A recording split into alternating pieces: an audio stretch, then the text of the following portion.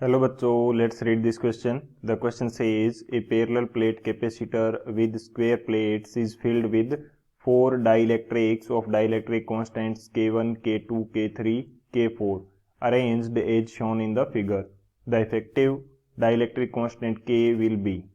Option first, K is equal to K1 plus K2 into K3 plus K4 divided by 2 K1 plus K2 plus K3 plus K4. Option second, K is equal to K1 plus K2 into K3 plus K4 divided by K1 plus K2 plus K3 plus K4.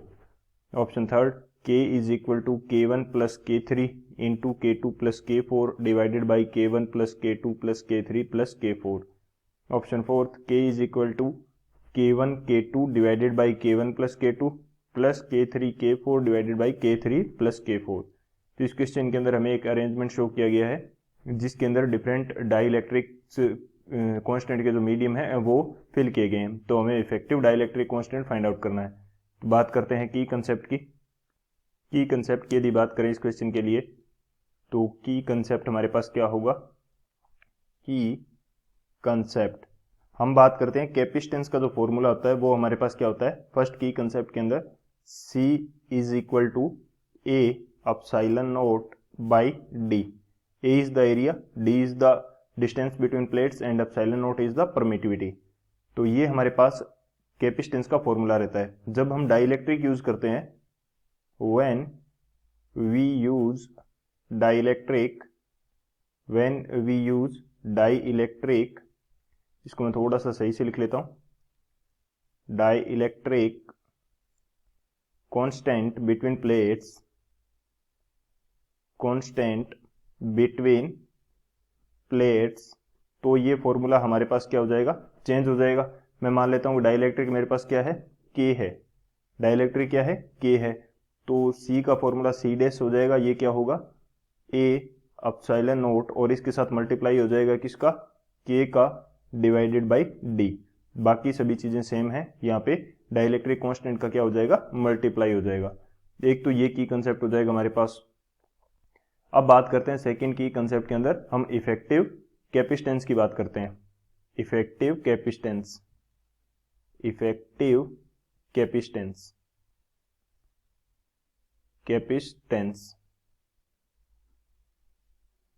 Effective capacitance जो होगी वो parallel condition के अंदर क्या होगी. यदि मेरे पास दो क्या है कैपेसिटर हैं तो in parallel condition, in parallel, तो यहाँ पे C इफेक्टिव मेरे पास क्या होगी, ये मेरे पास हो जाएगी C1 प्लस C2.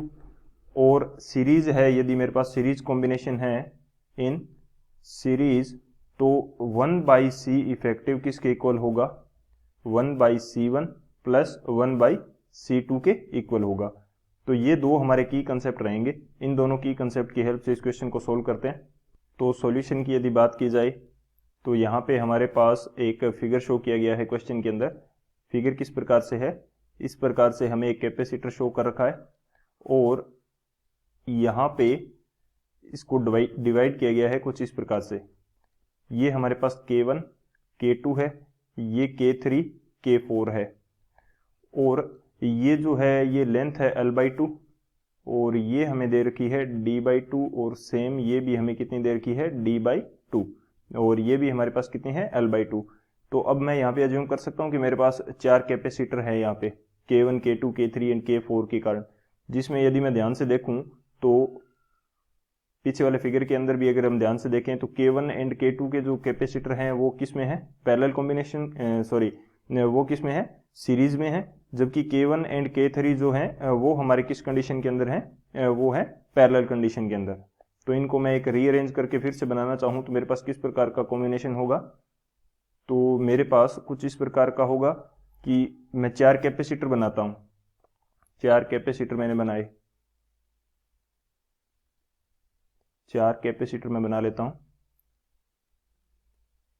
ये मेरे पास कुछ इस प्रकार से 4 कैपेसिटर हैं,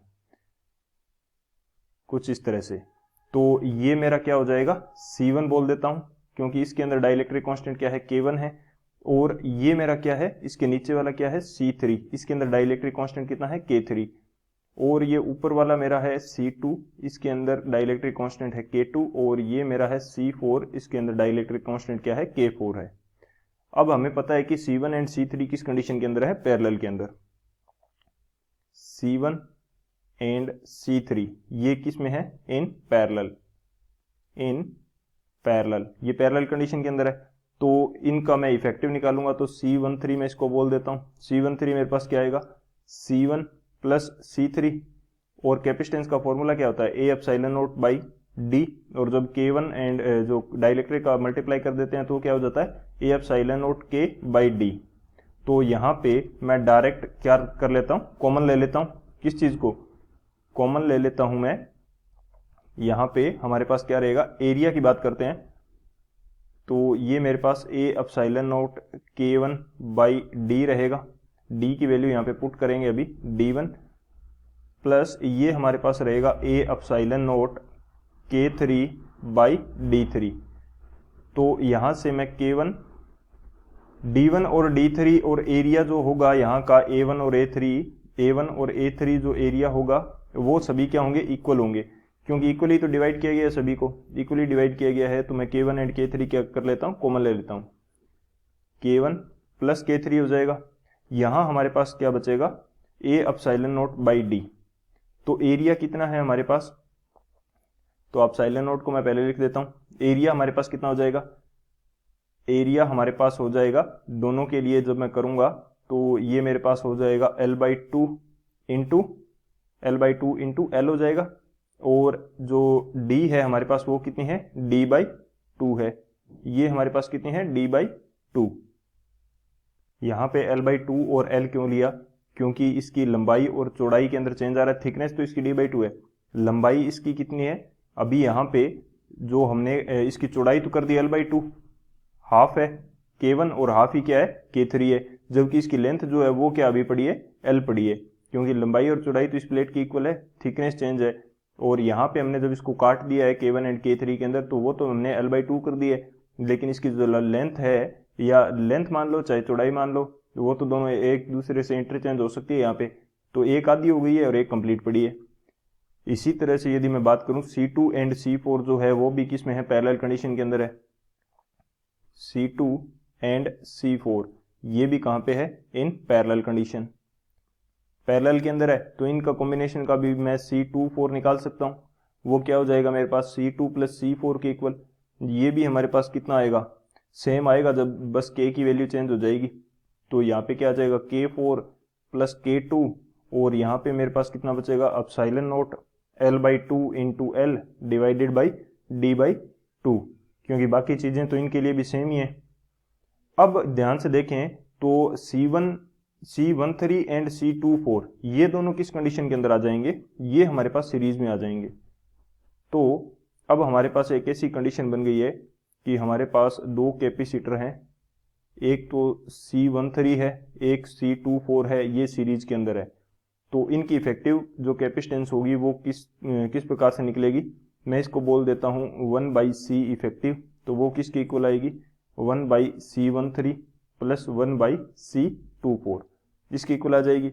जैसे ही वैल्यू पुट करेंगे और C इफेक्टिव यानी कि एलसीएम लेके यदि मैं चेंज करता हूं तो C इफेक्टिव की वैल्यू कितनी आएगी, ये आएगी C13 C24 divided by C13 plus C24, ये वैल्यू हमारे पास आ जाएगी। तो इसको हमें सोल्व करना है, यहाँ पे जस्ट वैल्यूज पुट करनी है, तो C इफेक्टिव की वैल्यू हमारे पास आ जाएगी। C इफेक्टिव C13 की वैल्यू हमारे पास कितनी आई थी, C13 की वैल्यू हमारे पास आई थी K1 प्लस K3 इंटू यहाँ पे हमारे पास क्या आया, epsilon not L/2 into L, और डिवाइडेड बाई हमारे पास क्या आया था, D/2। और C24 की वैल्यू हमारे पास कितनी आई थी, K2 प्लस K4, और ये वैल्यू हमारे पास थी epsilon not L/2 into L, और इसके डिवाइड में था D/2, और इसके डिवाइड में हमारे पास क्या है, C13 प्लस C24 ये वैल्यू है।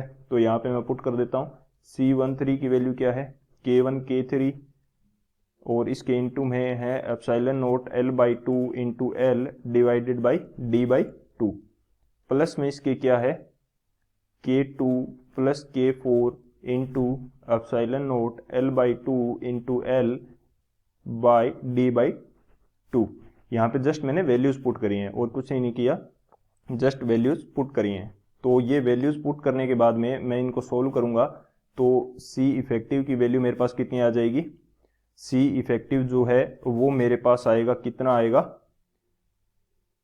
वो मैं यहां से क्या कर सकता हूं कि कॉमन लेके मैं जैसे ही कट करूंगा इसको, या कह सकते हैं कि एक बार चलो डायरेक्ट देख लेते हैं कि यदि हमारे पास एक ही क्या होता डाइलेक्ट्रिक कांस्टेंट यूज करते पूरे के अंदर, तो वो हमारे पास क्या होता, के इक्विवेलेंट होता और एप्सिलॉन नॉट एरिया कितना हो जाता इस टाइम, L स्क्वायर हो जाता, डिवाइडेड बाई ये हमारे पास क्या आ जाएगा, डिवाइडेड बाई और पूरी जो थिकनेस थी वो क्या रहती, D रहती।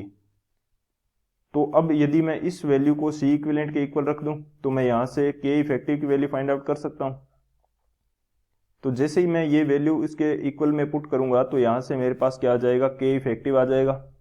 K इफेक्टिव की वैल्यू कितनी आएगी, K इफेक्टिव हमारे पास कितना आ जाएगा, वो आ जाएगा K1 plus K3 into K2 plus K4 divided by ये हमारे पास कितना बचेगा, K1 plus K2 plus K3 plus K4, ये वैल्यू हमारे पास बचेगी।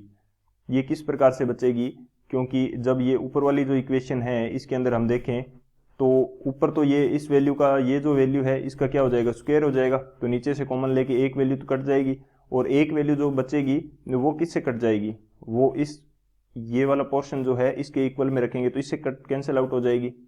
तो हमारे पास क्या बचेगा, K effective K1 plus K3 into K2 plus K4 divided by K1 plus K2 plus K3 plus K4। तो कौन सा ऑप्शन करेक्ट हो जाएगा हमारे पास, वो देख लेते हैं। तो हमारे पास जो ऑप्शन करेक्ट आएगा वो कौन सा है, K1 plus K3 into K2 plus K4, यानी कि जो थर्ड ऑप्शन है C वो हमारा करेक्ट आ जाएगा। So option C is the final answer. I hope you understood it well. Best of luck. Thank you.